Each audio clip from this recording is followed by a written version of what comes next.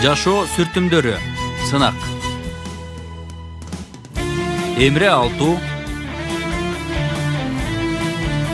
Рожда Демирер, Ахмет Курал, Керем Купажы, Тайфун Эрарслан, Замире Зейнеп Касапоулу, Бурак Сатыбол, Дениз Барут, Мерал Асилтүрк, Эфе Караман, конок актер Ешим Жерен Бозоулу жана башкалар.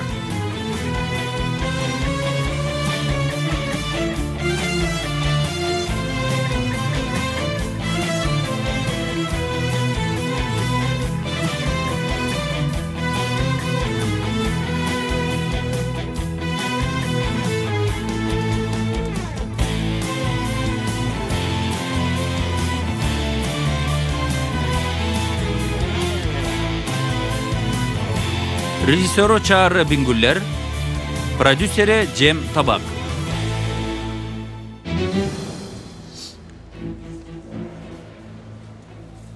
Тартип сактоо комитетибиз жактан алынган чечим боюнча Жаняр, Еткин, Чалар, Өмүр жана Сейфинин мектептен чыгарылуусу туура көрүлдү.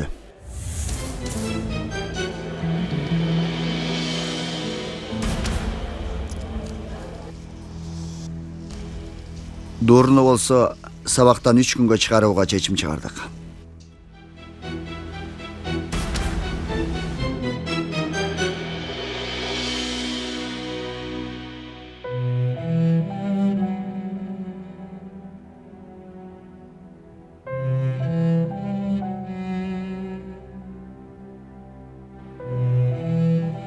Эки күндүн ичинде өздүк ишиңер даярдалат.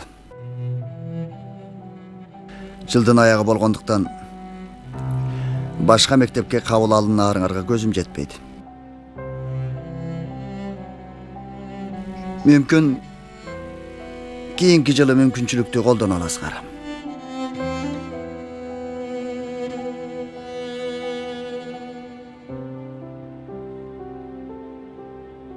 Айта турган сөзүңөр барбы?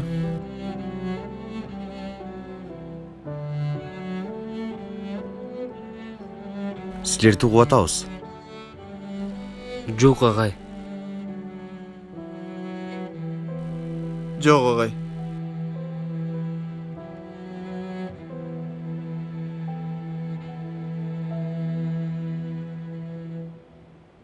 Чыга берсиңер болот.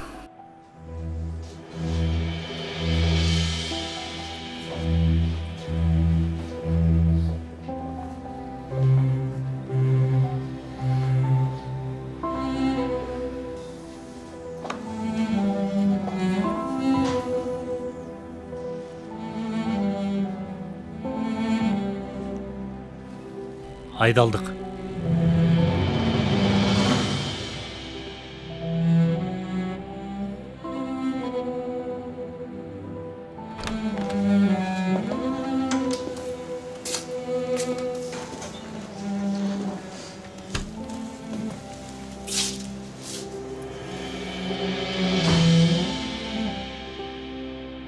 Баарыңарга чоң рахмат.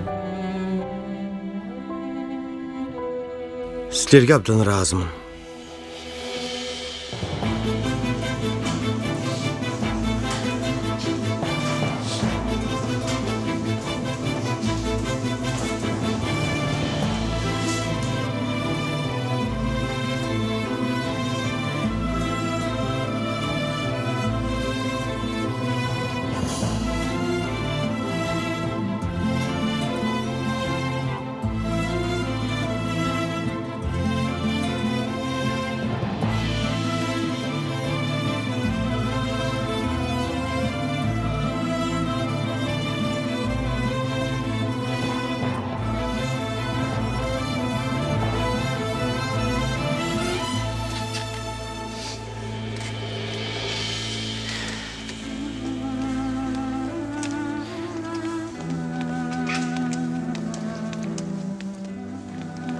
Жанер, каяка барасыңар?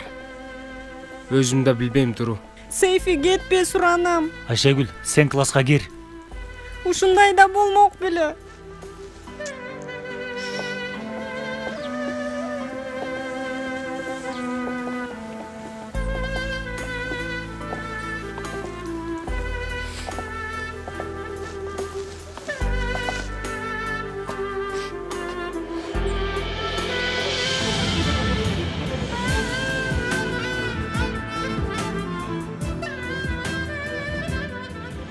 Bir жыл деме кантип өткөрөбүз? Кыйын эле. Өтөрүн өтөт. Бирок учуп өтөт. Маңдайыбызга жазганы да. Элди коңшу көчөдөгү мектепке жөнөтүштү. Бизде болсо тозоктун түбүнө. Жыргап, сонун эс алып атканда.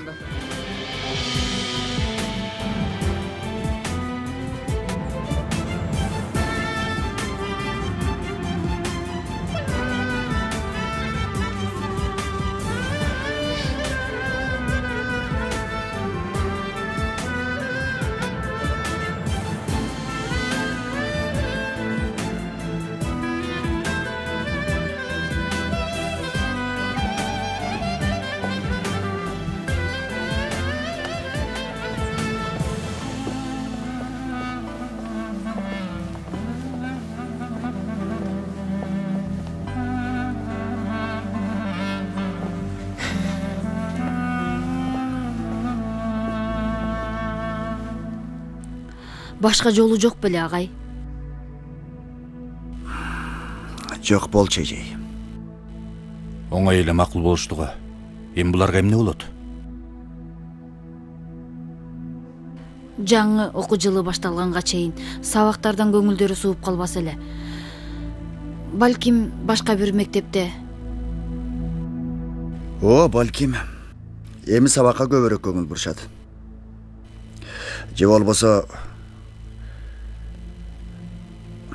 башка нерселерге ооп кетишеби?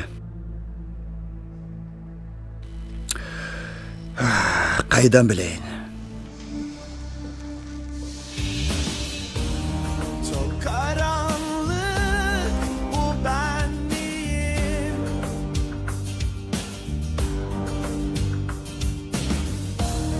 Tutun beni son nefesteyim.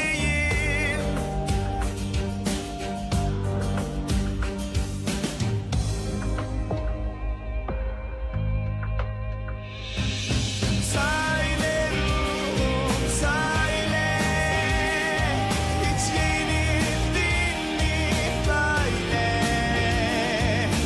Düşmemek için hiç atladın mı söyle? Söyle sen de söyle, hiç yenildik mi böyle? Acılar biter diye sen bittin mi söyle?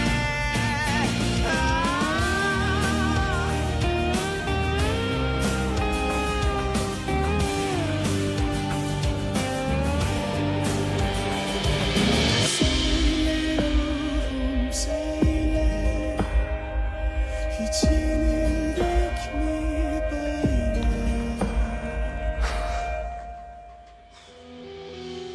Балдар, мен муну үй билем айта албайм. Кантип айтмак элек? Эжем ачууланат. Апамдын жүрөгүнө катуу тиет. Досторум, бир жолун таап түшүндүрөбүз. Эгерде бүгүн болбосо эртең болбосо бүрсү күнү. Баары бир айтабыз да. Мезгилди кайра артка кайтара алсак Достор, билем силер айта албай жатасыңар. Бирок күнөөнүн баары менде. Иним кайра баштабачы. Биз деле жаш бала эмеспиз го. Макул болбой койсок деле болмок. Туура айтат. Биз бул ишке баарыбыз чогуу киришпедикпи Еткин? Сен же мен баштадыкпы? Кандай айырмасы бар? Туугандар, ата энебизге кантип түшүндүрөбүз? Бирөөңөр бир нерсе айткылачы. Теманы башка жака бурбагыла. Эч нерсе деп айтпайбыз. Айтпайынан эмне кылабыз? Билбейм. Кайдан билейин? Жумуш таап, иштейбиз. Окуу жылы бүткөндөн кийин класстан өтпөй калдык дейбиз. Андан кийин эптеп бир жолун табарбыз. Мен макулмун. Мен да макулмун. Эми мындан да жаман нерсе болушу мүмкүн эмес. Туура айтасың.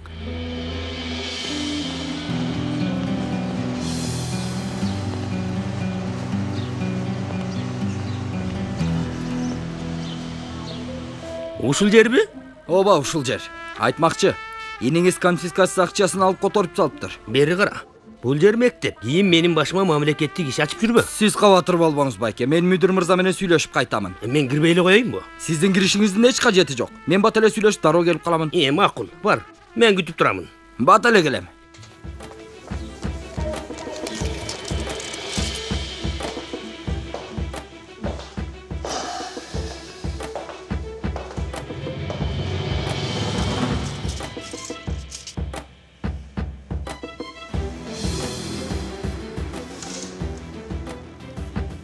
Metin Bey, Угуп жатам. тиги иши эмне кылып жүрөт? Кайсы киши? Тиги.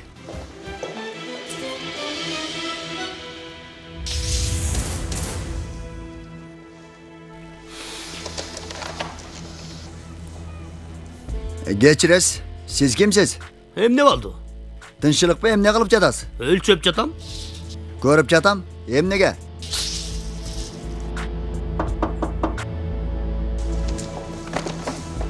Саламатсызбы, мүдүр мырза? Мүдүр мырза. Келиңиз. Кандайсыздар? Муну алып коюңуз. Мен Невзат Аккүнгүлер. Жактоочумун. Жактоочу? Сизге кандай жардам бере аламын? Чынында жардамды силерге мен беришим мүмкүн. Кечиресиз. Бирок кайсы маселеде? Көчүшүңүздөр боюнча?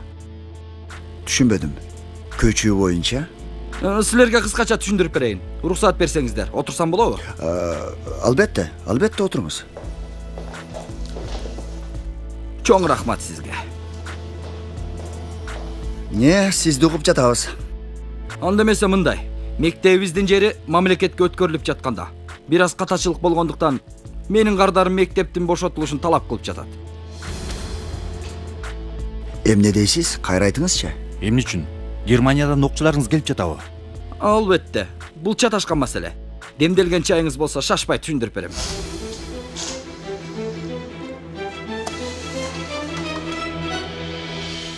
Армияга барып келген. Бирок биз дагы эле окуучубуз. Мурда окуучу болчубуз дегеним. Тил билген. Тиги англис тили сабактарынан качпаш керек эле. Эмне кылсак, кайра даярдансакпы? Туура иним. Дароо даярданып жиберели. Mr. and Mr. Brown in the kitchen. Бул Браундар ашканадан чыкпай жатса, кантип англисче үйрөнөбүз? Туурабы? Адам деген чыгып жашоого аралашат да. Каяктасың? Ашканадамын. Near the refrigeration. Destination and gone. Californication. Досум, ушундай да жашоо болмок беле? Эмне кылсак, кайра даярдансакпы? Еткин. Не болду? Сага бир нерсе айтайынбы? Бирок акырын. Сен банктагы акчаны айтып жатасың. Туурабы? Ал акчага иш баштайлы деп.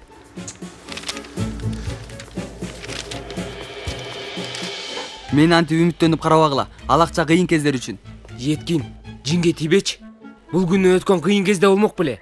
Алла, Жанер мырза. Бул үйгө кирип жатканда да бул күндөн да кыйын күн болот беле дегенсиң. Карачы, ошол күн да келди. Эгер бул күндөн да кыйын күн болсочу, Еткинди өлтүрүп салсамбы? Болушунча токмоктоп, андан кийин таштан да кырып салсамбы? Досторум, бул кезектей тура турсун. Биринчиден жумуш издейли, макулбу? Өзүңөрдү кармагыла. Бейлик түзүндө. Туура айтасыз. Мамлекет ишти кепилдик алат. Конфискация кылат, акчасын төлөйт да менчиктештирип алат. Бирок 2009-жылы бул окшогон сот ишинде жогорку сот жарандын пайдасына чечим чыгарган. Биз да ушул окуяга таянып жатабыз. Анан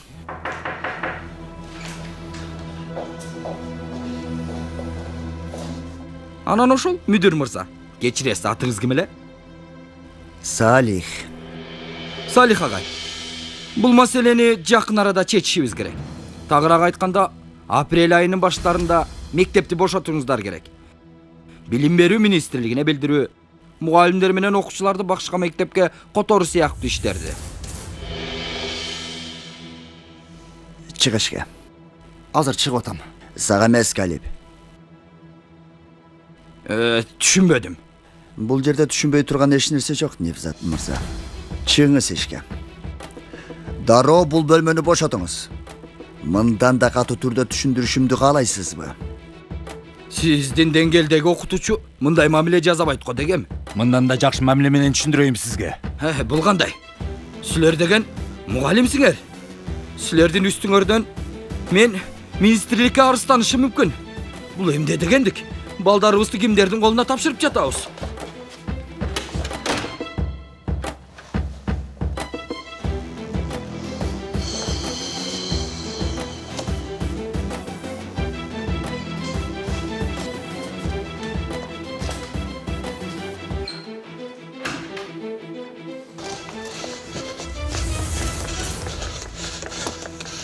Ферди мырза, тезирээк кетели. Невзат, мен эмнеге чакырган жоксуң? Кереги жок байке, жүрүңүз. Эмнеге? Жүрүңүз байке, кеттик. Мен мүдүр менен сүйлөшөйүн дегем. Кереги жок байке, сөз түшүнбөйт экен, Кудай. кетели. Жүрүңүз.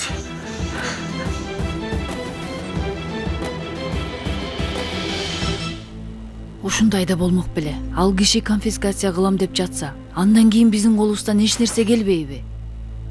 Кандайсыңар жолдоштор?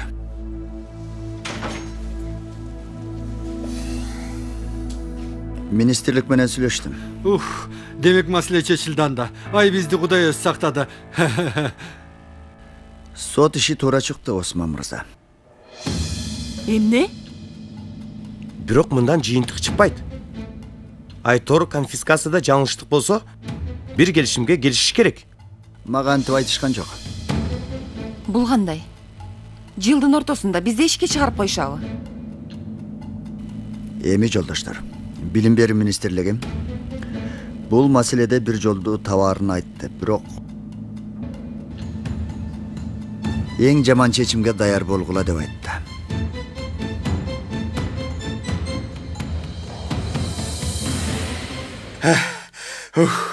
Тем эле гипермаркет ачып аткансыйт. Ташый берсең дагы бүткүдөй эмес.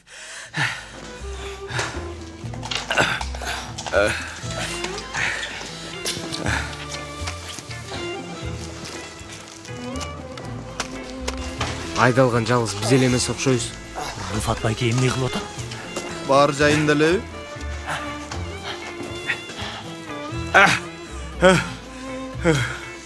Жигиттер, келдиңерби? Байке эмне кылып атасыз? Кафемди Ферди акмактан коргоп атамын. Кана, азыраак сүйлөп көп иштегиле. Жүрү, болла баарын ташып жиберели. Бол. Эшикти жаап коелу. Ай, Пакизе, көрүп жатасыңбы? Чын эле акылдан айнып калдым. Бирок Рыфат байке туура кылып жатат.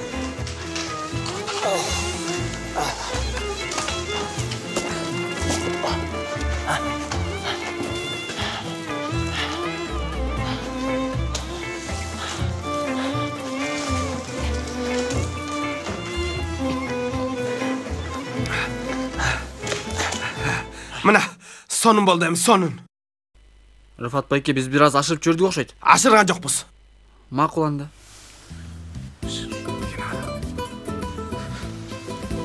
Тетиги Айшегүл Кана каерде? Азыр ширеңди сыгам. Акырын сүйлөшпөгүлө.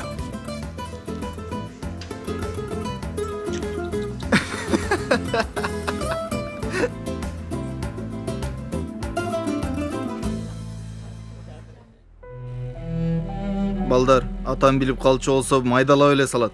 Өлдүк биз, баарыбыз өлдүк. Айшегүлчү.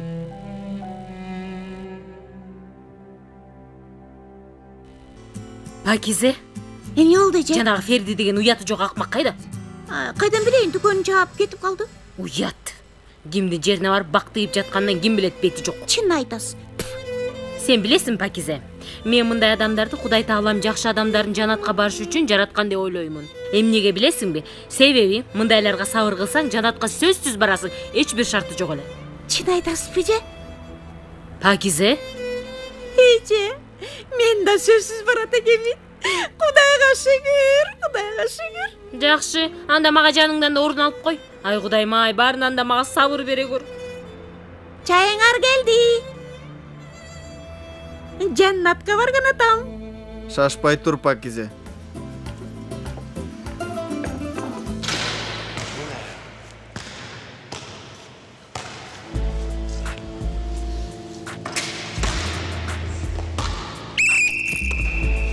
Силер 5 мүнөт эс алгыла, мен азыр келем.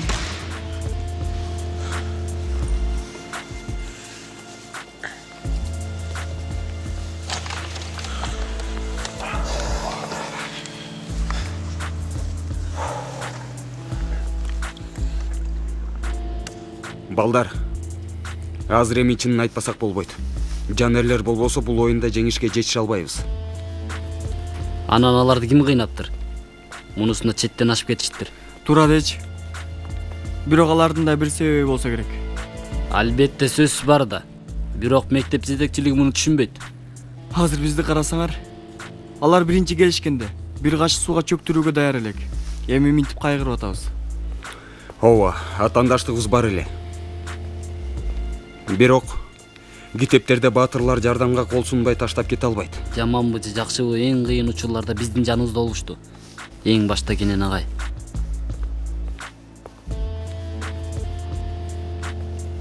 Анда эмесе машыгуудан кийин барып сүйлөшөлү. Эмне болгонун билеличи? Туура.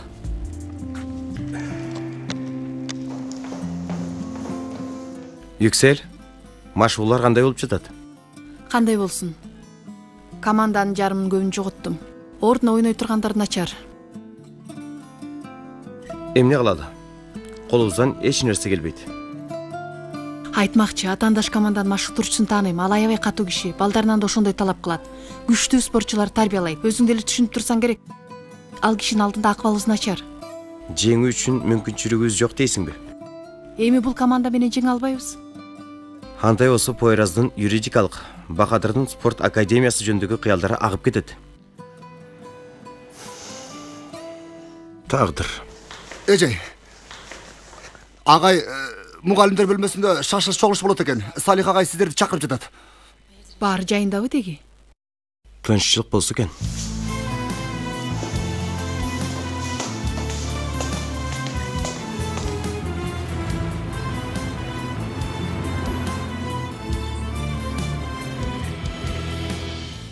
Биринчи балдардын кылгандары. Эми болсо Ферди деген акмак. Акыбал жакында оңоло тургандай көрүнбөй жатат, жолдоштор. Агай, түшүнбөй атам. Макул. Ойлоп көрсөк кандайдыр бир жаңылыштык менен бул конфискация маселеси пайда болуптур.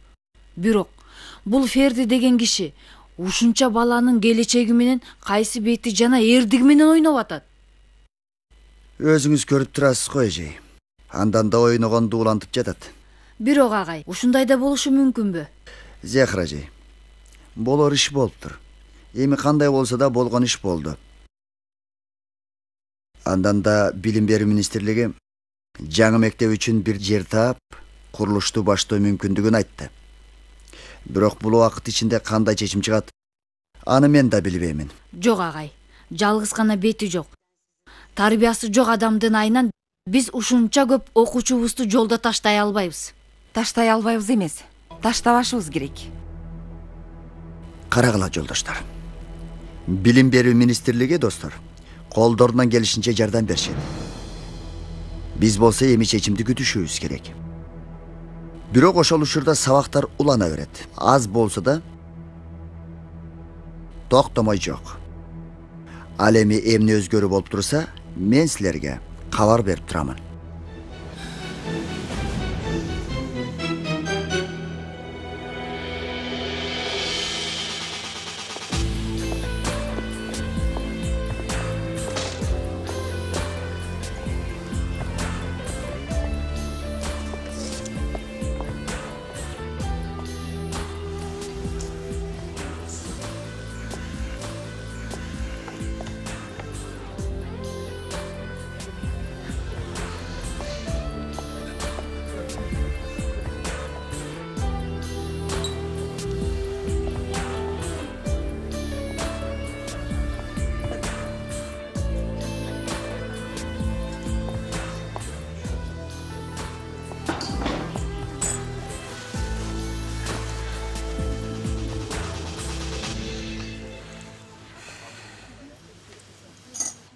Кылганыңар туура эмес балдар.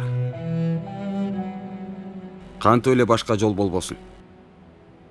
Эгер болгондо Кенан агай же Салих агай бизге айтышмак. Мунусунда биз чектен чыгып кеттик. Бирок биз артка алып бармакпыз. Мектептин аты жазылган табулон силер эмне кылмак элеңер? Үйдүн дубалы бош тургандан кооздо ойлоп чечтик.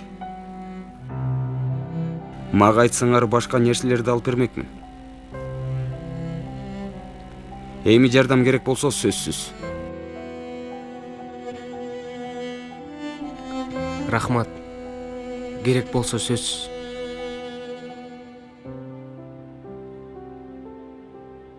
Мен жумушка барышым керек. Чай менден болсун. Кеттик балдар. Биз да бараланда. Кеттик эле.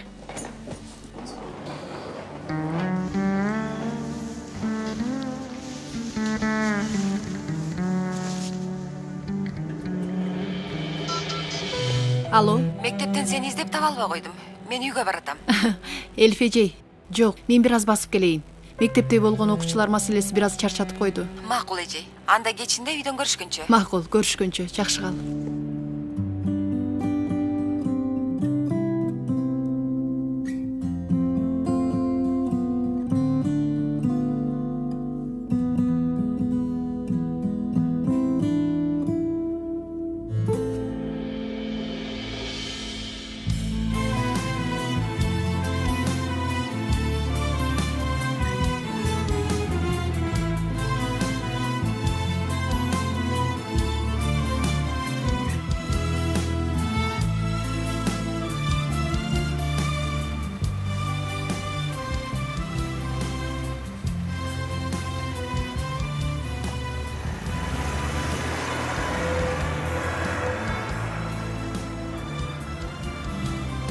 Бир нерсе болду.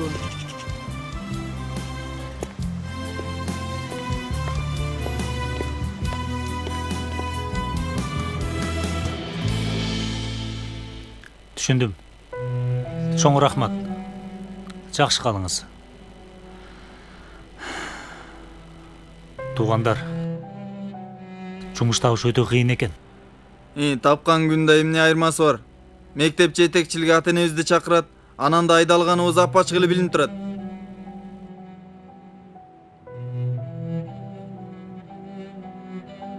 Балдар, бул үйдө кандай сонун күндөр өттү?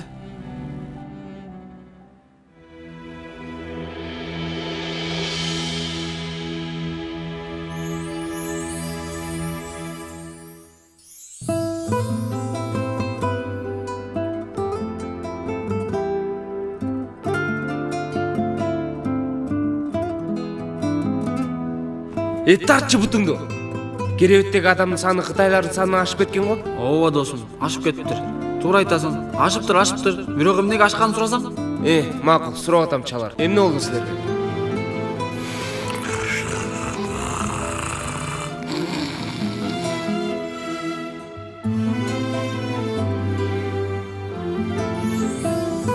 Кана мырзалар, бул мээден чыга турган сүйгөнүңөрдүн ээсин оодара турган, силерди 21 кылымдын чыган адамы кыла турган бул укмуштуу идея үчүн ачык соодалашууну 10 лирадан баштадым. Ким баасын көтөрөт? Кана?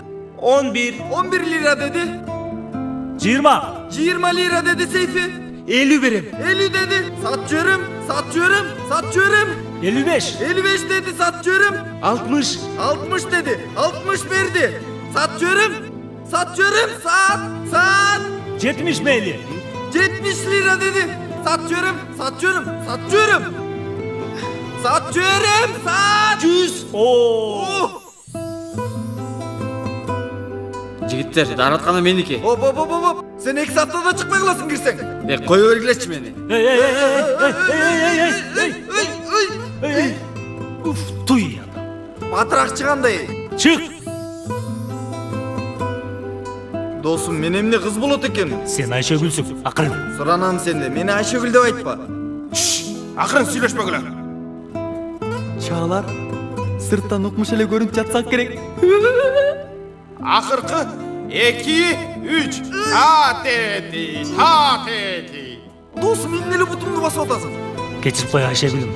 Дагы эле Айшегүл дейсиң да. Сенден сурандым го. Же андай эмеспи? Түгөйүбүздү кучактайбыз. Кереги жок, болду дейт. Агай, болду, мен билебейм дедим. Андан көрө маңдайыма жазылганын көрөйүн. Кереги жок, билебейм. Балдар, мектептен айдалдык. А силер эмне кылып жатасыңар? Карасаң, үй чүңгүп жатасыңар да. Иним, сүйлөбөй турчу. Бул үйдөгү акыркы минуталарыбызды өткөрүп жатабыз. Андан эмне болмок эле?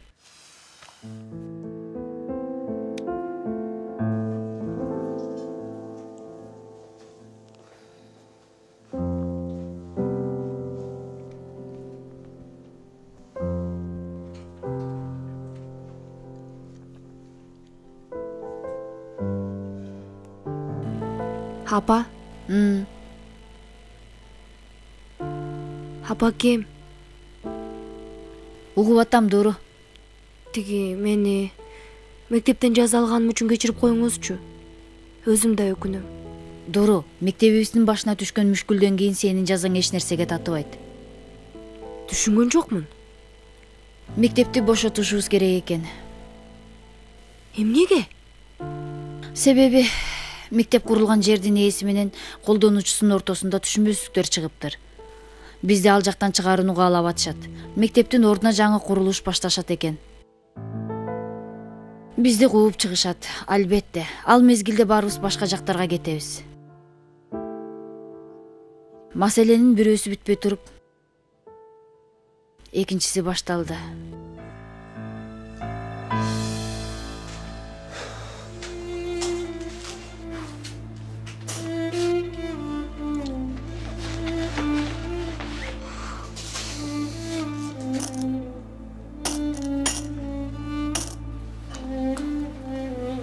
Жанер, болчу эми?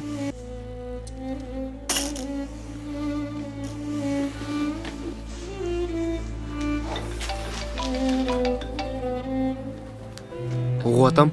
Жанер, жолуксак болобу? Ооба. Үйүнүңө эмне болгон, Дуру? Жанер, аябай шашылыш кабар бар. Муну жалгыз гана силер чече аласыңар. Макул, баратам. Макул. Макул, анда көрүшкөнчө. Дуру, шашылыш кабар бар экен. Мен кеттим.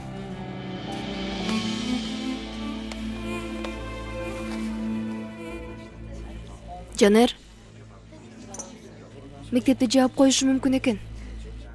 Ай, Кудайым ай, маселени эмне мынчалык чоңойтуп атышат? Жок, силердин айыңардан эмес. Тиги Ферди деген киши бар эмеспи? Ооба. Мектептин жерине байланышкан чатак маселелер бар экен. Ферди сотко бериптир. Эми бардык нерсе анын пайдасына чечилип атыптыр. Анан министрлиги ишти сүйлөшө албай жатканын, чечилгенге чейин күтүшүбүз керек экендигин айтыптыр. Койсоңчу. Аябай жаман болуптур. Ооба. Бардык нерсе чаташып кетти.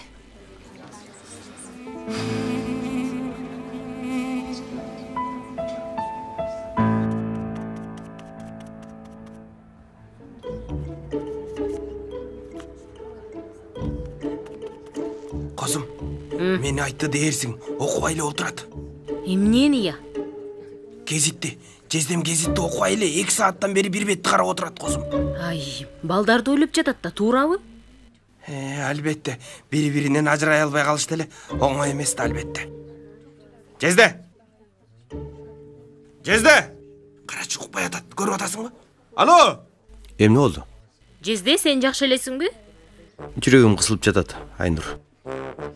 Балдардын акыбалына, андан дагы мектепте болуп жаткандарга. Эмне болуп кетти? Киши акмак болуп чыкты. Бул мектептин жерин бөлгөндө бир маселе чыккан окшойт. Эми мектепти бошотуп окшойбуз. Кандайча? Ошондойчу. Үй кала берет-дечи. Мен барып келип турам. Жылдын ортосунда Юсуфту башка жерге которбойлу. Көрүп жатасыңбы я? Кайсы бети жок кылмак муну? Мен ачамын. Жаңы кабар барбы, Жезде? Кош келдиң. Салам. Кандайсың, Айнур? Жакшы, сен кандайсың? Мен да жакшы. Ким келди? Мен келдим. Koş geldin. Hoş geldiniz Elif эже. Кош келдик. Hoş geldin. Чоң рахмат. Öt, öt. Айнур бутум чечкен жок. Рыфатым, жүр, биз ашканага барып келели, жүр. Жаңа отуруп атпадык белек. Сонун кылып бадыраң жемекпиз. Ашканага баралы. Ошол жакта бадыраң менен көңүл ачып бересиң. Жүр жаным, кел. Кел. Emne oldu? Чынында азыр туурабы билбейм. Бирок Ayta bер. Бүгүн тозок сыяктуу күн болду. Көнүп да калдым. кел атып Пелинге жолуктум. Сүйлөштүк кичине. Мындай нерселер боло берет дедим. Жаштык сүйүү жаз жамгыры сыяктуу бат өтүп кетет. Кийин аркаңа бурулуп караганда жылмай бестейсиң дедим. Мен бул сөздөрдүн жардам берерине эч ишенбейм. Бирок Негизи жакшы кабыл алды. Ишенген сыяктуу көрүндү. ошого үмүт кылам. Үмүт кылам.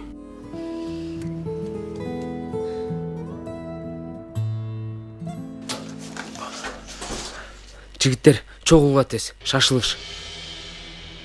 Эмне болуп кетти? Дуру менен жолугуп келдим.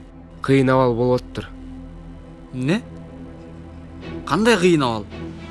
Тиги кафеде акмак бар эле го. Ферит беле, Ферди. Эмне болсо да тиги биздин мектептин жерин жарымы ошонуку экен. Акмак сотко бериптир. Мектеп жакында көчүрүшү мүмкүн экен. Эмне деп жатасың, досум? Тамашалап жатасыңбы сен?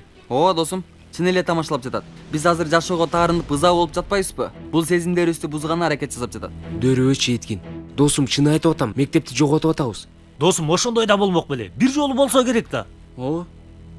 Ошо, жокко дейм. Барып түшүндүрүп көрөлү. Баралы да мындай тигиндей дейли. Барбасак да мектеп биздин мектебиз дейли.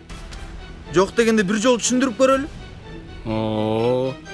Досум, биз барганга чейин жүздөгөн адам сүйлөшүп көрсө керек. Биз сүйлөшкөндөн эмне чыгат? Эмнебизди жоготмок элек? Менин көп деле үмүтүм жок. Бирок баары бир аракет жасап көрүш керек. Кечки акылдан таңкы акыл. Эмне дейин башка? Буюмдарды чогулта берели. Мен тиги ичкеридегилерди салыштырайын.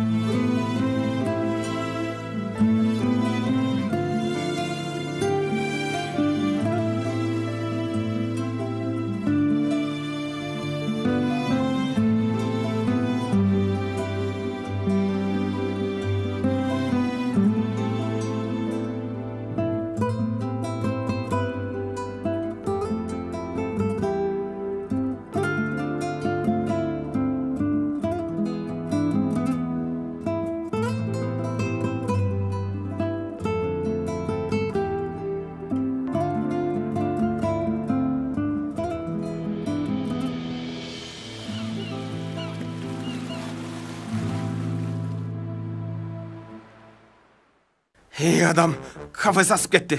Абдан жуттуу кывырчык кафеси чөп жыттанып атат. Ой, чындыгында абдан сонун жыттанып жатат. Ох! Дөөрбө Пакизе. Абдан жуттуу кывырчык кафеси үтүр, чөп жыттанып жатат, чекит. Кудайга тобо. О, макул байке. Кудай жалгасын эй. Рыфат? Эмне болуп жатат сага? Эмне жинденесиң? Пакизеге сүйлөмдөгү үтүрдүн ордун түшүндүрүп атам. Жаным, болду. Мынчалык катуу жинденбе. Ага да жооп табабыз.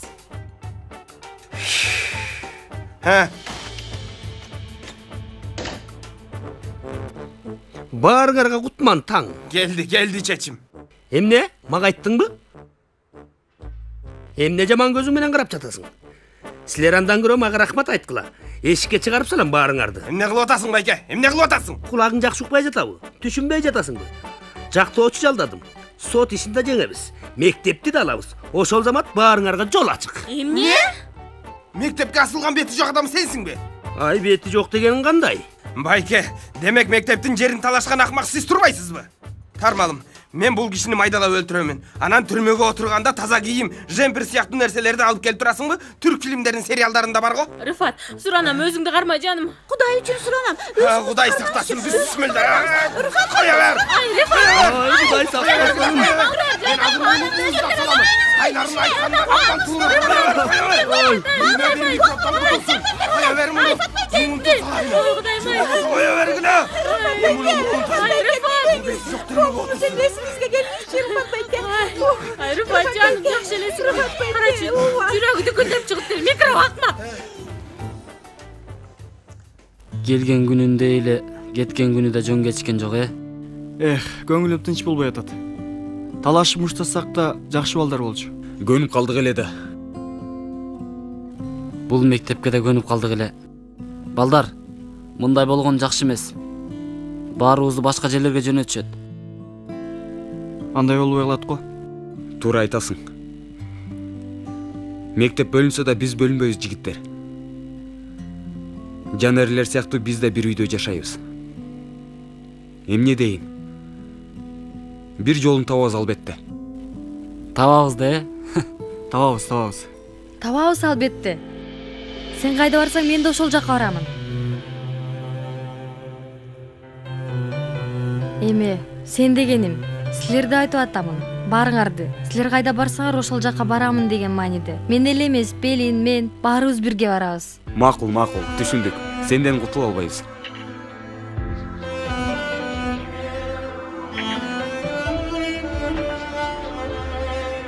Эжей?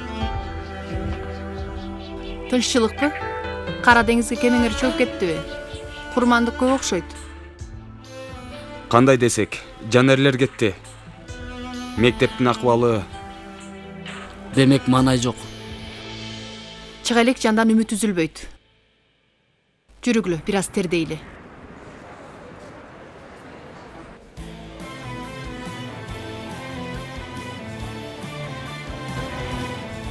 Болгула?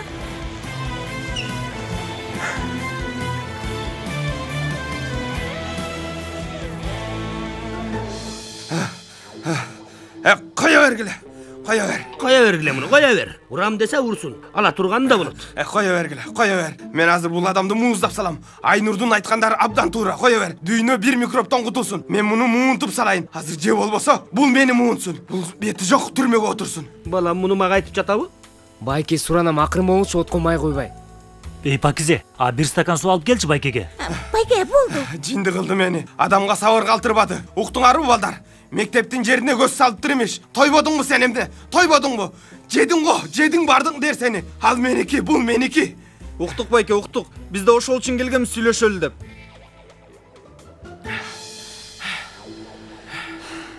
Ферди байке. Мен карасаңыз, байке деп жатам. Сыйлап атам. Эмне десең ошо де. Мектеп дейсиңер. Ошо киши менмин. Сура. Бул канча?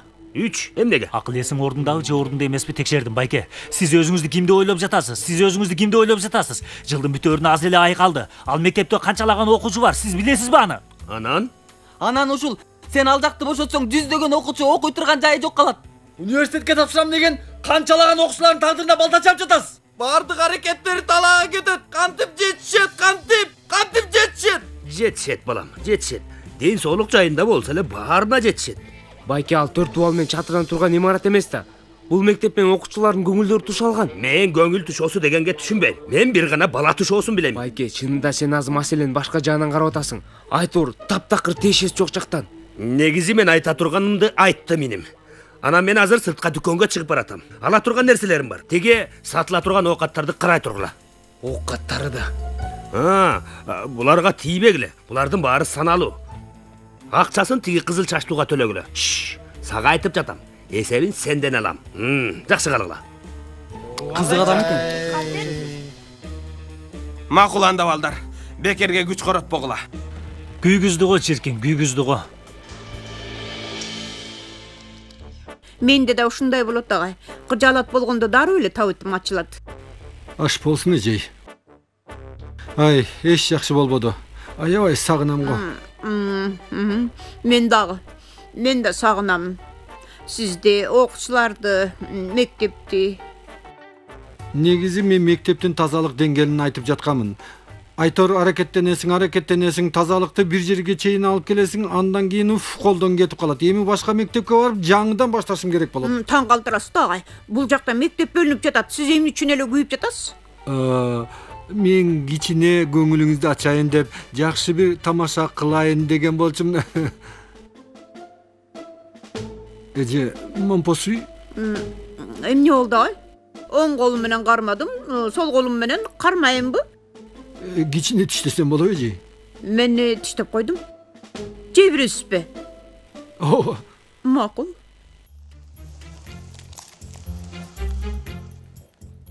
Эже, бул мектепте жалгыз гана окуучулар эмес, биз да көптөгөн нерсе үйрөндүк.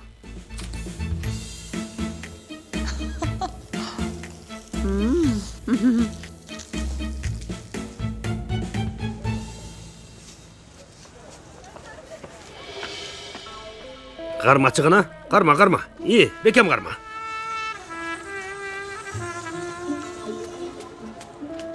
Кая береми.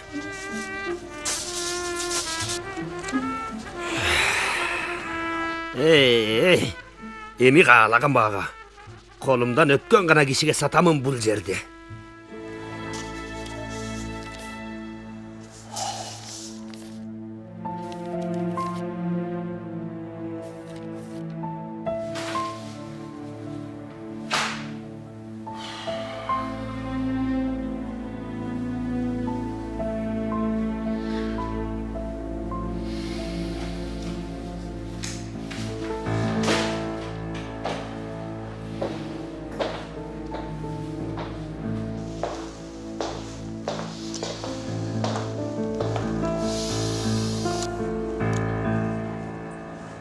Жок. Мындай болбошу керек. Токтой турчу. Дагы эмне кылып жүрөт?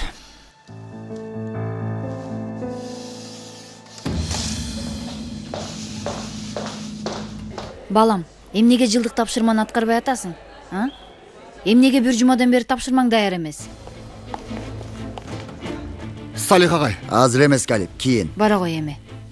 Зехра эжей. Азыр эмес, Галип. Бир нерсе болду. 353, 351. Эмне кылып жатасың бул жакта? Эч нерсе, жеримди өлчөп жатам. 353. Бери кара. Дароо бул жерди таштап кет. Жок ай. Тоодон түшүп бактыны кууп жатасың. Канчага келдим эле? 353. Жинимди кайнатпа менен, кет бул жерден. Жинин кайнатып жатырмынбы? Мага карайыным. Мен сот ишин уткандан кийин силер чыгасыңар эшикке. Мен сага бир нерсени айтайын. Колумду өпкөн кишиге бул жерди сатам. Анан да өзүм каалаган акчага. Кааласа турак үй курат, кааласа бийик үй курат, кааласа комплекс кылат. Андан кийинкисине мен эч кийлигишпеймин. Макул иним, киришпе. Соттун жыйынтыгы чыксын, ошондо келесиң, түшүндүңбү? Окуучуларымдын да, мугалимдеримдин да тынчын алганга акым жок. Тынчын алганга акым жок имиш. 353. Негизи силер менин тынчымды алып жатасыңар. Бул жер меники. Сен кетесиңби же кетпейсиңби? Кетпеймин деп эсептейли. 353. 353 деген эмне? Жеримдин чарчы метри 353. Уруксат берсеңиз агай. Кечириңиз, 1024. 572, 762, 14, 37, 1253, 1648, 1072. Галип, эмне кылып жатасың? Агай, эмне кылып жатканды азыр көрөсүз. Байке, сиздин жанагы саныңыз канча эле? Санбы? 600. Ай, башымды айландырып салдыңар. Унуттуруп койдуңар санды. Мени карагыла. Мен азыр кетип жатам. Бирок барго, кайтышым укмуштуу болот. Баарыңар көрөсүңөр. Ооба жаным, бол эми бол. 300, 500, 300, 500.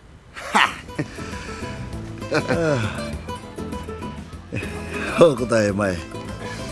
Чай коюн багай. Кой, Галип, кой.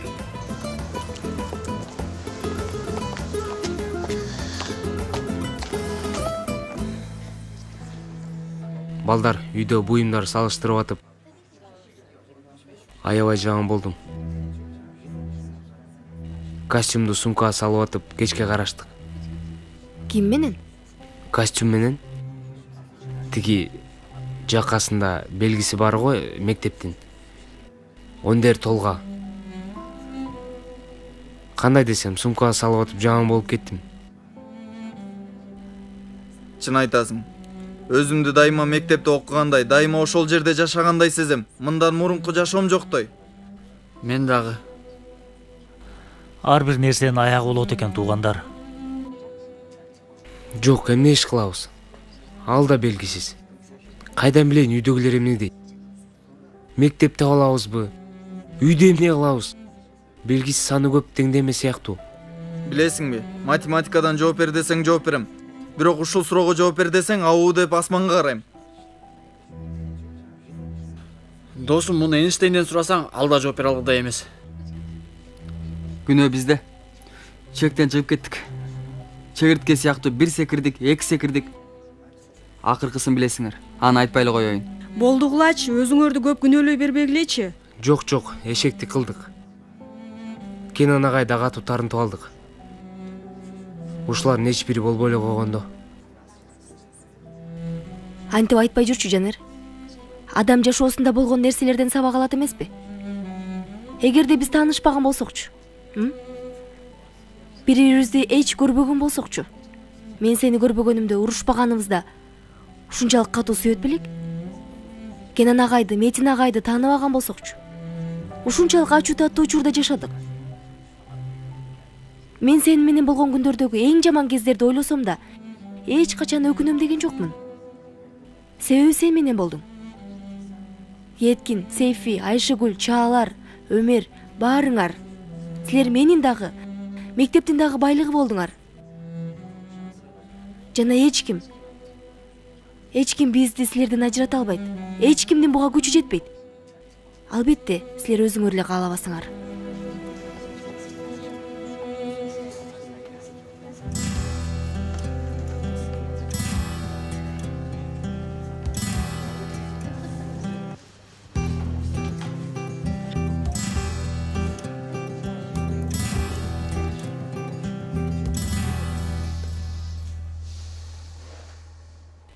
Кичинекей кезимде атам кумдан ак сарай жасаганды үйрөткөн болчу. Кумдан ак сарай жасоо көп убакыт керек. Бирок мен чыдамсыз элем. Шашма элем. Бат зеригип кетчүмүн. Бир жагынан атама жагайын деп аракеттенчүмүн. Бир күнү таң атпай турдум да абдан чоң тоодой ак сарай курдум. Ал күнү деңиз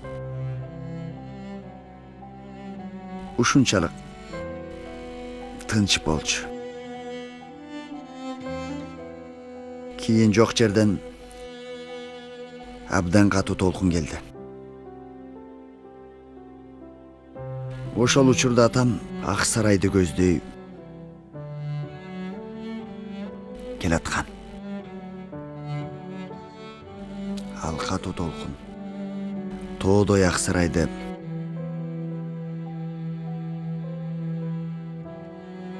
бир заматта бузуп кетти. Агай, билемин, сиз көп эмгек жасадыңыз. Айтор, албетте барыбыз бул мектеп үчүн салым коштук. Бирок сиздики башкача. Айтарым, сиз үйүңүзгө караганда мектепте көбүрөөк убакыт өткөрдүңүз. Билбеймин, агай. Балким мындан башка дагы бир жолу бар чыгар. Тиги айтышат го, таң аткача бир нерсе болуп кетиши мүмкүн деп. Ак сарайым бузулуп жатат, эжей. Экинчи жолу сарайым бузулуп жатат. Таң атпай министрлик менен сүйлөштүм. ишибиздин акыбалы кыйын. Ошондой турбайбы? Жашоо кандай кызык нерсе. Туурабы эжи? Бир канча ай мурун мүнөзүбүз келишпеген Кенан мырзага Метин бейге көнүп калдым эле. Мен дагы. Эми болсо баарыбыз башка жактарга бөлүнөбүз.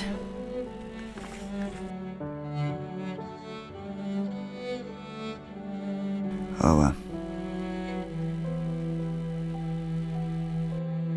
Андан да кээ бир нерселер орто жолдо калат.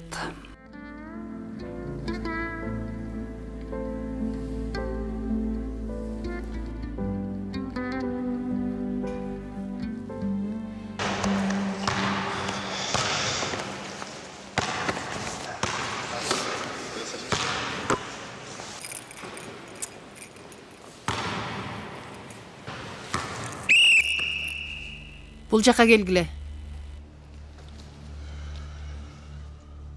Эй балдар, сейилдегиси келгендер жээке барсын. Бул эмне деген оюн? 70-теги чалдар да силерден жакшы ойнойт. Эжей, оюнду жеңсек да жеңбесек да эмне пайда? Эмне? Калп эже. Мейли оюнду жеңдик дейли. Эртеси күнү мектеп бошотулса эмне болот? Бекерден кетмей чабып атабыз.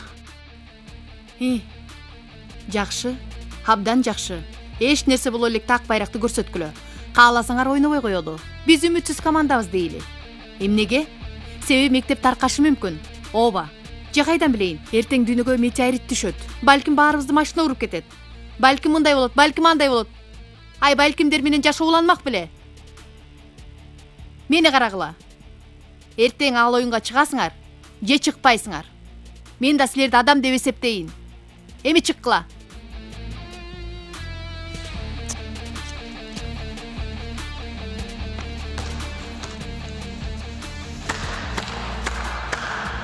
Азамат. Көздөрүмө жаш айланды. Сен бөбөктөргө адабият сабагында окутуп баштадың окшойт. Бул жакта эмне издеп жүрөсүң? Ачууланып жатасыңбы? Оюн боло турган залыбызды көргөнү келдим. Дароо жинденбей эле кой. Кимди алдап жатасың сен я? Оюңда мени бурчка камап шылдыңдаган жатасыңбы? Жок, анткен жокмун. Албетте сөзүңдү угуп калдым. Жыгылган кишини ансыз да тепкилегим келбейт. Мени кара. Мен жыгылбадым. Биз жыгылбадык. Муну эсиңден чыгарба. Ал мектепти мен биринчи болуп бүтүрдүм. Сен экинчи болчусуң. Бул дайыма ушундай болгон. Сени менен оюнда көрүшөбүз. Көрүшөбүз.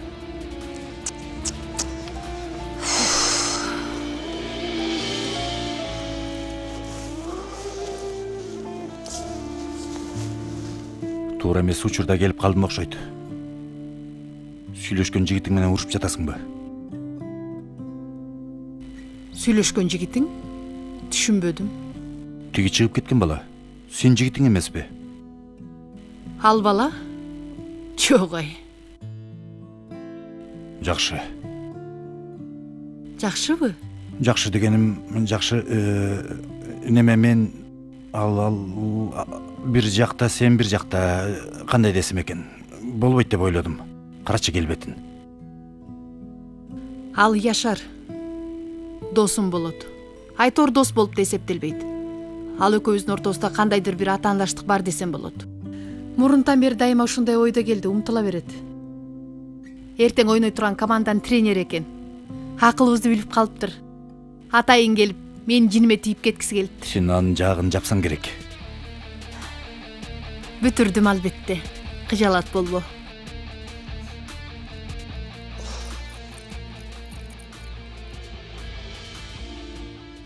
Жигиттер, тиги Фердин эмне кылабыз? Эми Кывыржыкыс кафе бизнесинин атын алмаштырып, Элим көчөсүндөгү коркунуч кафеси деп атаганы калдым окшойт. Ал киши өтө эле көп баратат. Байке, колубуздан эч нерсе келбейт окшойт. Анын оюндагыдай болот, айтканы болот.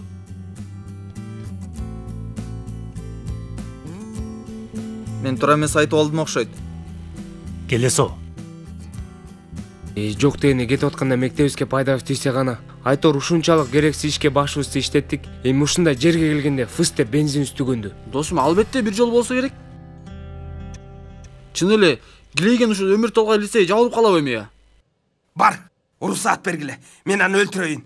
Мен түрмөдө жатканда Айнур мени карайт. Силер болсо Айнур эжеңерди карап турасыңар. Ошентип жашап турабыз. Руфат байке, суранам сизден, дөөрөңүзчү.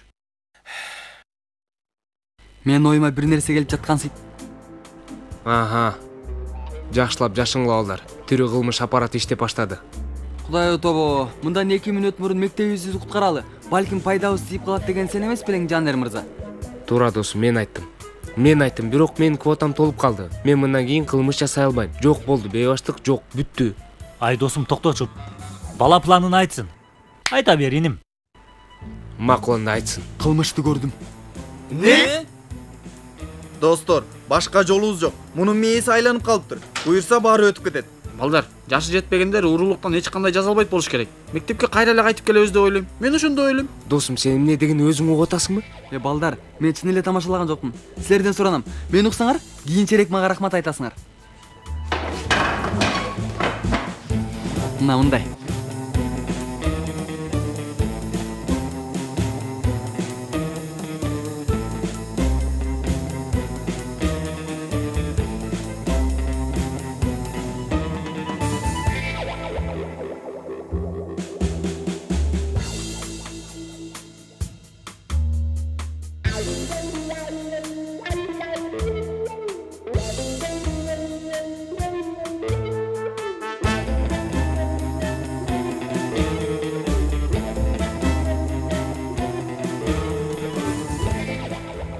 Кандай идея экен?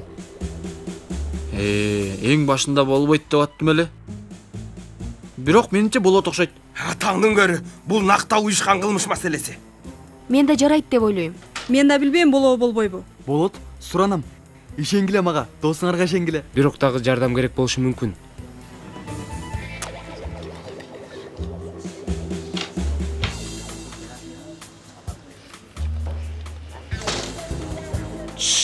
Таптык. Салам балдар. Изделген кан табылды. Жылдыр отургушту. Отургула.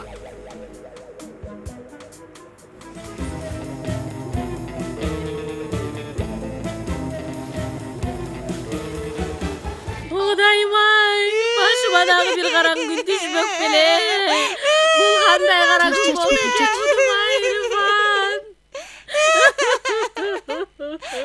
Рыфатым! Узун чоң дүйнөгө барып атып, бир кара сен батпадың. Рыфат байке! Ой, Кудайым-ай! Байке, бул оюнун башка арманы сенсиң. Кичине эле жаңылышсаң, бардык планыбызды жок кылат. Дөөрбө.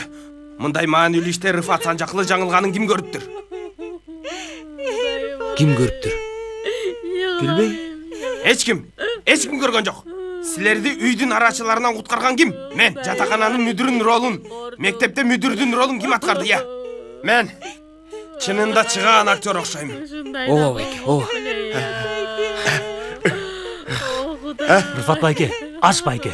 Нени? Ичиңди. Ал эмне? Кан. Неме? Томат. Помидорбу, калемпирби? Байке, эмне айырмасы бар? Аябай чоң айырмасы. Көрүнүш саптарында таасир берет. Помидор экөөнү аралаштырып жибергенде сонун болмок. Жакшы көрүнмөк ошондо. Анда эме кылалы байке. Анда биз буга анар кислотасын кошуп алалы да. Анда болот. Элдер, баары жайына. Байке, ач. Ай, кетти, тоодой кийим кетти. Тоодой десе болобу. Тигинни тоодот. Эмне болду? Жактырбадыңарбы? Жердин түбүндө дагы ушунчасы бар. Даяр байке.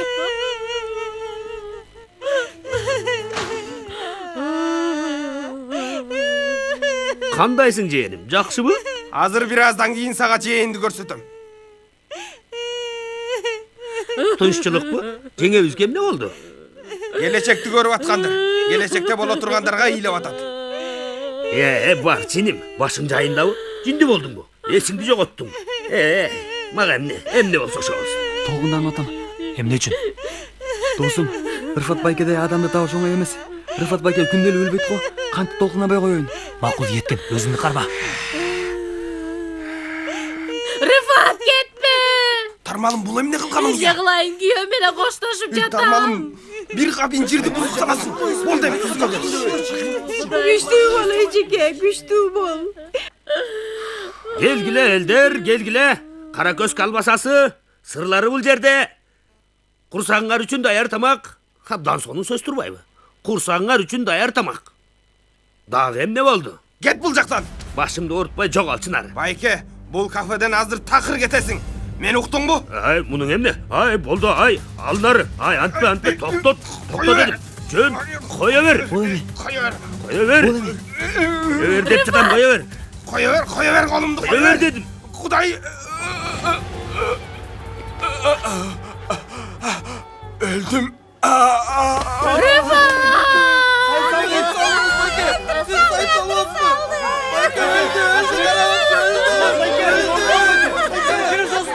Kılmıştı Mıkaççısınız siz. Emne kıldınız? Adam öldürdünüz. Mıkaççısınız siz. Emin mıkaççı. Öldünüz siz. Жоқ дегенде 20 жыл аласыз. Мен милиция чакырайын. Кыздар силер эшик жакты карап тургула. Тиги акмак качып кетпесин бул жактан. Кандай немесиз?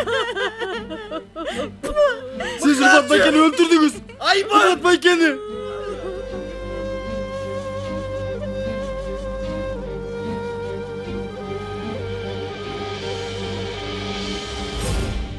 Ömür boyu oturasız. Жеңилдик жок. Биз болсо күбө өтөбүз. Балким өлүм жазасын алаттырсы, Тооба. Мындан башка жолу жокпу я? Жактоочу жалдасакчы. Бул жерде жактоочу эмне кыла алмак эле? Күйдүңүз сиз. Эгерде жашыңыз 18ден төмөн болгондо аз жаза алмаксыз. Чын элеби? Ошондойбу? О, ошондой. Өлдүңүз байке. Силер канча жаштасыңар? Мен 17 жаштамын. Демек, силер менден азыраак жаза аласыңарбы я? Кафени жана мектепти өз ордуна коюңуз. Кылмышты мойнума алайын. Андай кылба досум. Жаштыгыңды бузуунун кереги жок. Бул мыкач адамды коргобу? Досторум, мен бул мыкачыны коргобой элемин. Силерди коргоп жатам. Келечегиңерди. Силер үчүн өзүмдү курман кылып жатам. Мага караңыз, Ферди мырза. Кафени жана мектепти өз ордуна койсоңуз, баарын мойнума алам. Макул, ойлонуп көрөйүн болобу? Макул, ойлонуп көрөйүн. Макул байке. Сиз ойлонуңуз. Чечимиңизди чыгарыңыз. Биз сизге 3 күн убакыт берели. 3 күн. Ооба, ойлонуңуз. Эч кыйынчылыгы жок. Ансызда бир аздан кийин милиция келет. Милициябы? Ооба.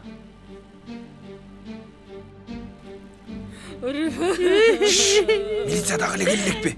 Мен аябай тажап кеттим. Кудай ай, ана силер бакырбагылачай. Башым ооруп кетти. Ялайды ана күн алыс күйөөм өлүп жатты эле, бирок сен тириле бергин. Мен сага көрсөтөмүн. Мен анда тирилбей эле коеюн. Биротоло өлүп калайын. Мына өлдүм мен. Кудай сактасын, жете тойдогон.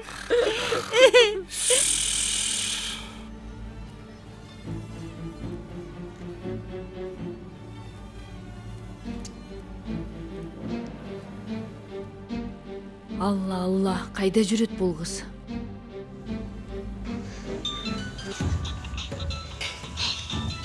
Апаңбы? Ой, макул, ушул милиция келсинчи, Рыфат байкенин мыкачысын алып кетсин, анан чалып коем. Алло, Дуру. Кызым, кайсы мыкачы? Алло. Рыфат байке жаш болчу, көз алдыбызда өлтүрүп койду.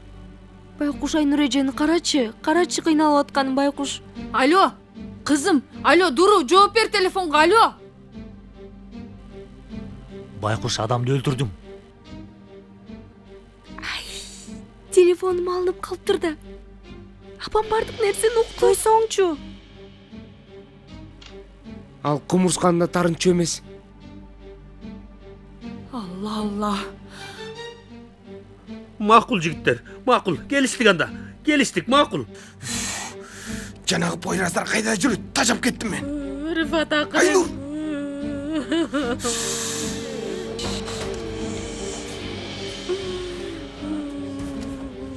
Оп, каяка?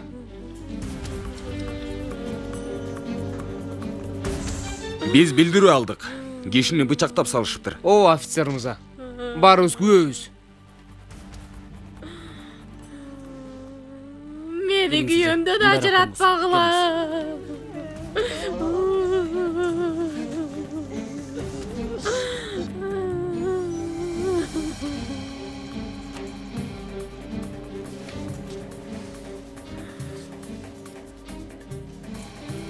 Комиссар өлүп калыптыр. Кайдагы өлгөн?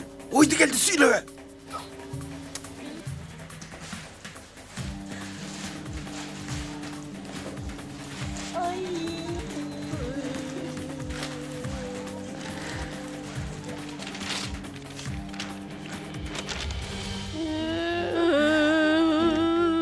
Эжей, кайгыңызды түшүнүп жатам. Бирок бир аздан кийин кылмыш болгон жерде изилдөө башталат. Өтпөй туруңуз. Хакан кое бер, мен өтүшүм керек. Офицер менен кандай сүйлөштү билбейт окшойсуз. Суранам, олтуруңуз. Ай сен жиндисиңби? Кое бер дедим мен. Суранып атам. Эжеке, күчтүү болуңуз. Пакизе, Рифаттын эски аллергиясы бар, бетин ачып коюшубуз керек. Аллахсыз. Не кылам мен? Каяка барам мен, Кудайым ай.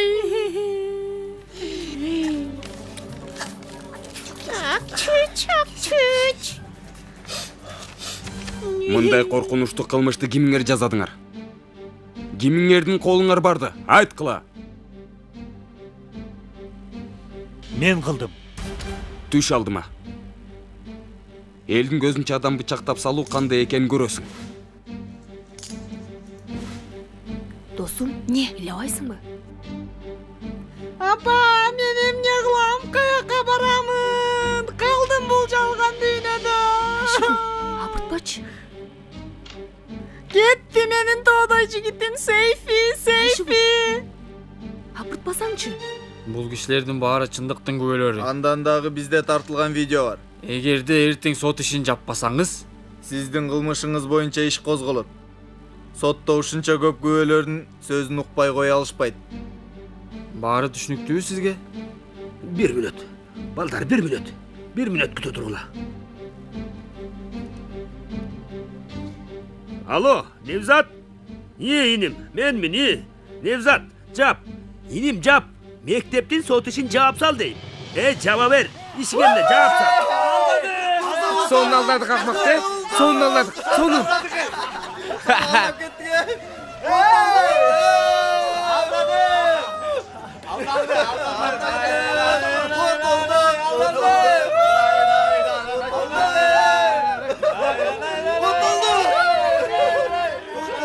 Балдар, дуру.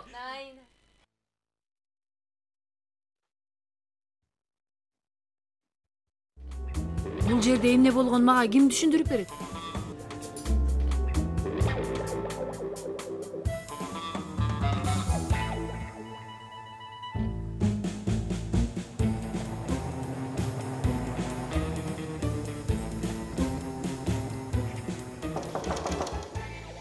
Кириңиз. Саламатсызбы, урматтуу мүдүр? Караңыз, Невзат мырза. Кайрадан баягы нерсени айтып кыжалат кыла турган болсоңуз, биз баарын билебиз. Билим берүү министрлиги менен сүйлөштүк. Бардык нерсе жөнүндө кабарыбыз бар. Кааласаңыз муну кофе ичип отурганча сүйлөшөлү.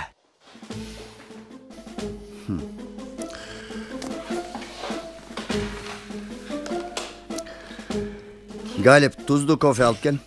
Тузду эмес, кечириңиз, таттуу.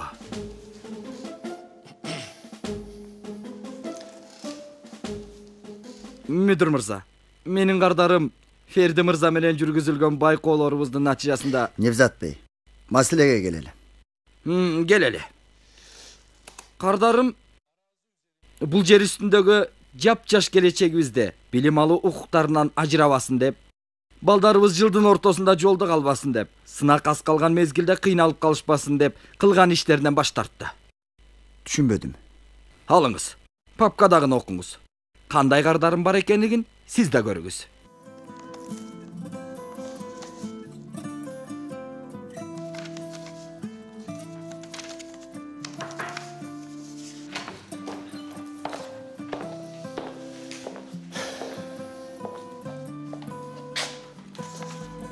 Галип, эмне кылып жатасың? Мен орточо таттуу ичемин, билбейсиңби? Кофе Жактоочу мырзаныкы.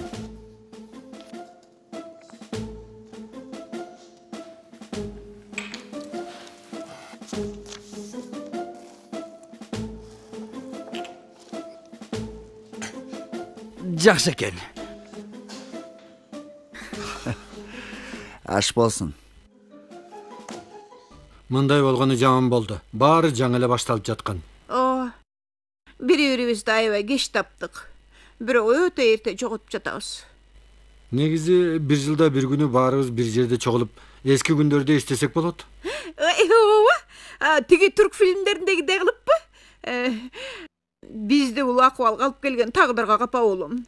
Ай, мындай болсо туберкулез менен ооруп калам го.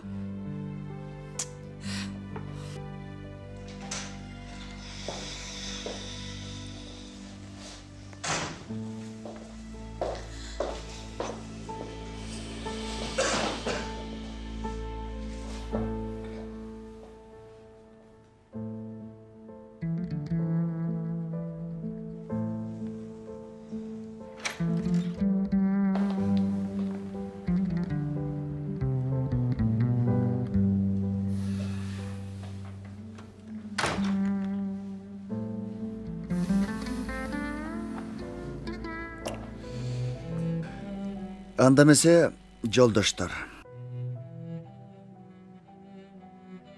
Кандай айтышымды да билбей жатамын. Айта бериңиз, Салих агай. Биз даярбыз.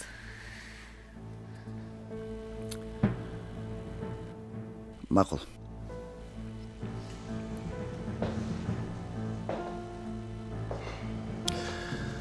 Эми жолдоштор. Маалымат ушундай. Бул жерде калабыз. Эмне? Чын айтып жатасызбы? Ооба, бул жерде калабыз. Эч жака көчпөйбүз. Бул кандай болду? Жердин ээси бул жердин акысынан толугу менен баш тартып. Суранам, баарын башынан айтып бериңизчи. Белгинече ишениңиз. Мен дагы билбеймин эмне болгонун. Анда мен билет окшоймун агай. Бизди белгисиз баатырларыбыз куткарды. Кантип? Ким? Жанерлер. Албетте, Пойраздар да жардам берди. Кече Рыфаттын кафесинде. Ал кишини көндүрүү үчүн Рыфатты өлтүрүштү. Эмне? Жолдоштор, чындап өлтүрүшкөн жок, албетте. Оюн үчүн. Бул узун окуя. Башынан айтып беришим керек. Окумушсуз да. Коркутуп жибердиңиз бизди. Окуяны башынан айтып бериңизчи.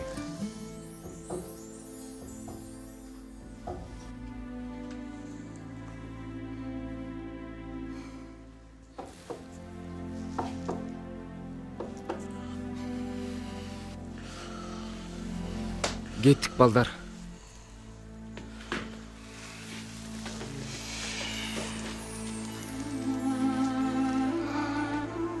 Жүргүлө, кеттик.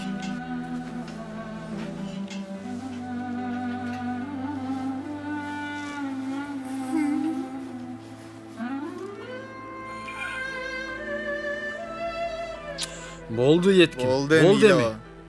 Болдучу. Балдар, эшиктен сыртка чыкканга чейин эч ким ыйлабасы макулбу? Анан каалаганыңарды кылгыла.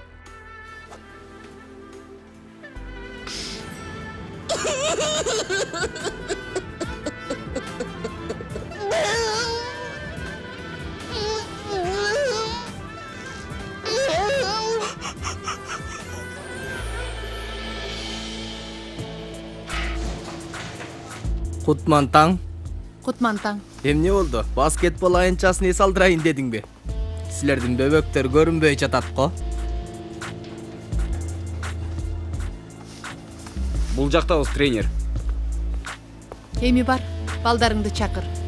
Ким эс алып жатканын баарлап көрөлү. Көрөбүз. Барып даярдангыла. Макул.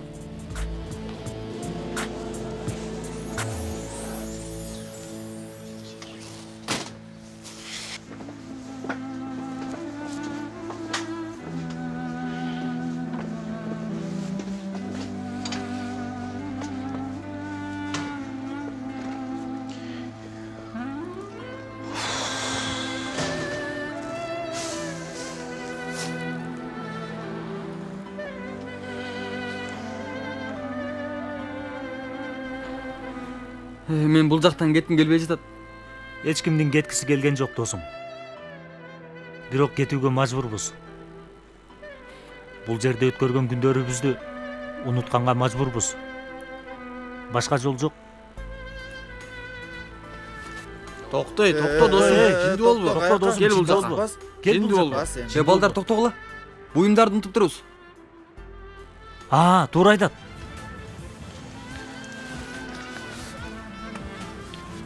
Баргыла. Бирөөңөр жардам бергиле. Кудай то, сен жардам бербейсиңби? Досум. Мен ал үйгө кирсем чыга албай калам.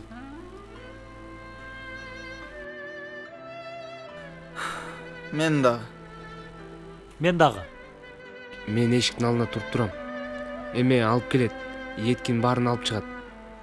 Акыркы жолу үйдү көрүп алсын эми. Азыр мектепке бараткан сыяктуу кылып, үйүнүн алдынан өтөбүз. Ишенишпейт. Ишендиребиз, Айшыгүл. Аларга ишендирүү үчүн башка жолубуз бар бекен? Жок. Менимче да жок. Бас.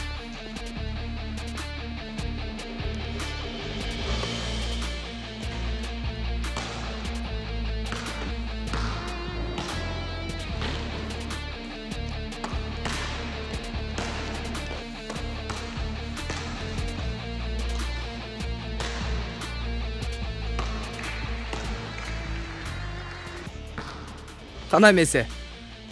Бул жер басып алууну күткөн бир шаар. Силер болсо каарман аскерсиңер. Чынында ата-андашыбыз аябай күчсүз. Бир муштум менен жерге жыгыла тургандай күчсүз.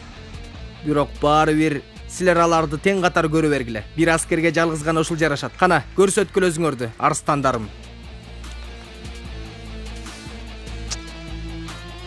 Эже, мушташалуу. Кереги жок. Эже, азыр сабап салалы, баары бүтөт. Ооба эже, токмоктоп салалы. Жигиттер, силердин суранычым, чыныгы бир спортчу катары мырза жигит чыныгы спортчу сыяктуу ойун ойногула. Каршы командадагы ойногондор силерге душман эмес, ата-андаш болгондугун, бул жердин спорт залы экендигин унутпагыла. Бүтүрүү сигнал болгондо жыйынтык кандай болсо да кол узатасыңар. Түшүнүктүүбү? Эми болсо оюнга.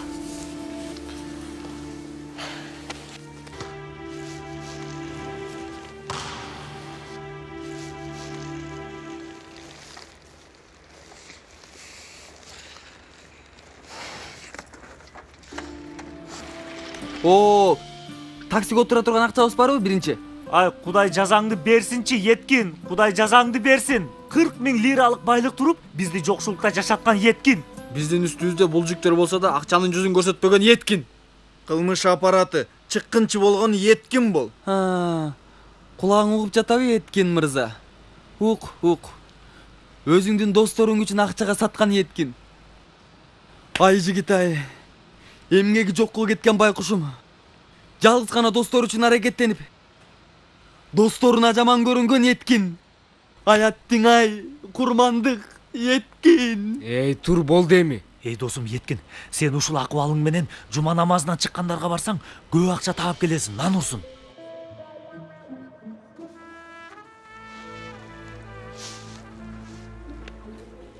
Кандайсыңар?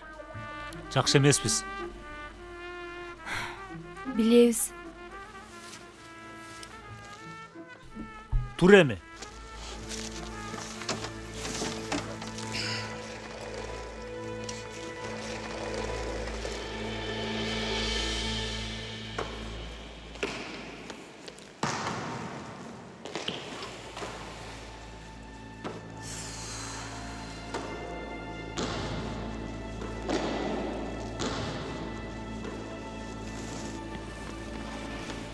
Бейтин кайда?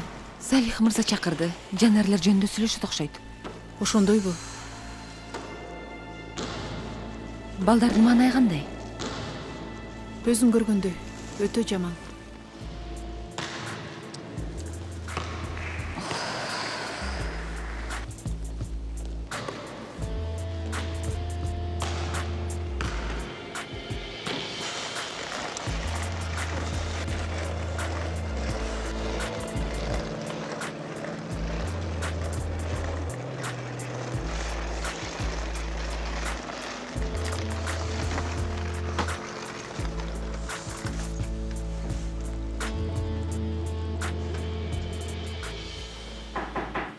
Кириңиз. Агай чакырыпсыз. Мети мырза. Сизден бир нерсе сурансам болобу? Ооба, албетте. Сизден сурарым, жанерлерди таап, мектепке алып келесизби? Жанерлер дейсизби? Тиги документтерин чогултуп жөнөткөн окуучулардыбы? Жок.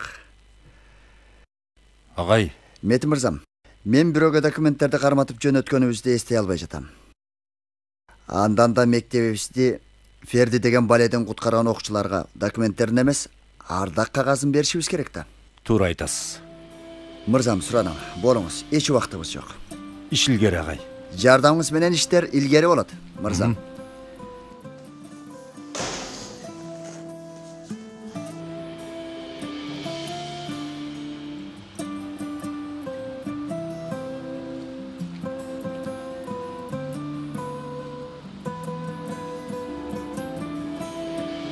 Эми бир аз жылмай кылачы эми. Мектептен айдалдык Туру. Кантип жылмаябыз? Мынтип.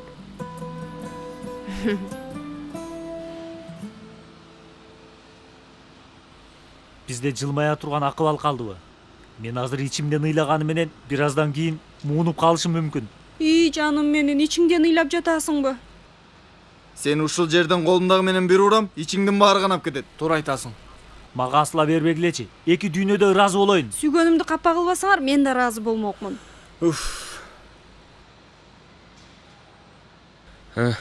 Коштошу мезгили. Болгула.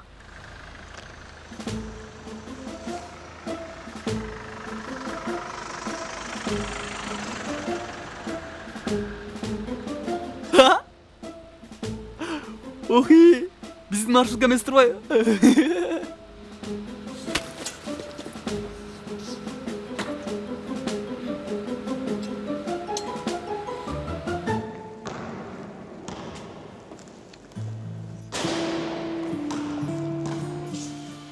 Эмне болду? Салих бей эмне деди? Эч нерсе, документтер жөнүндө. Балдардын маанайлары начар. Жашоо ушундай.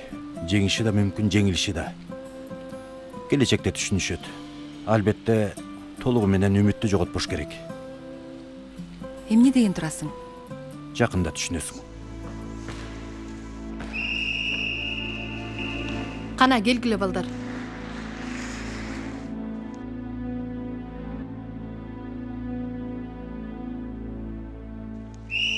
Эми оюнга.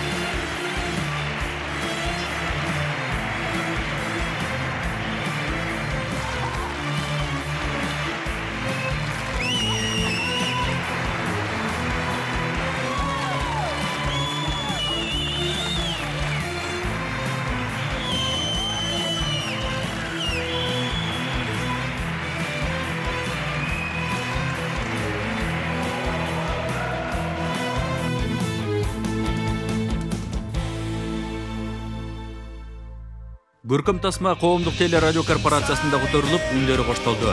Котормонун редактору Айгүл Жумагулова, үн коштоого Чыңгыз Мамаев, Арнис Кыдырмышев, Айзада Абдыкалыкова, Кыял Аданова, Таршыбек Шейшенов, Азамат Маданбеков, Атамбек Шамуратов, Нурдөлөт Попоев, Илим Калмуратов, Айнаш Аширова, Руслан Орзакунов, Искендер Куанычбек уулу, Алмаз Шаадаев, Язгүл Имахова, Адилет Солдатбек уулу, Индира Токтогожоева, Салтанат Жумакадыр кызы, Адыл Болорбек уулу, Аруке Калыбекова, Динара Авазова жана башкалар катышты.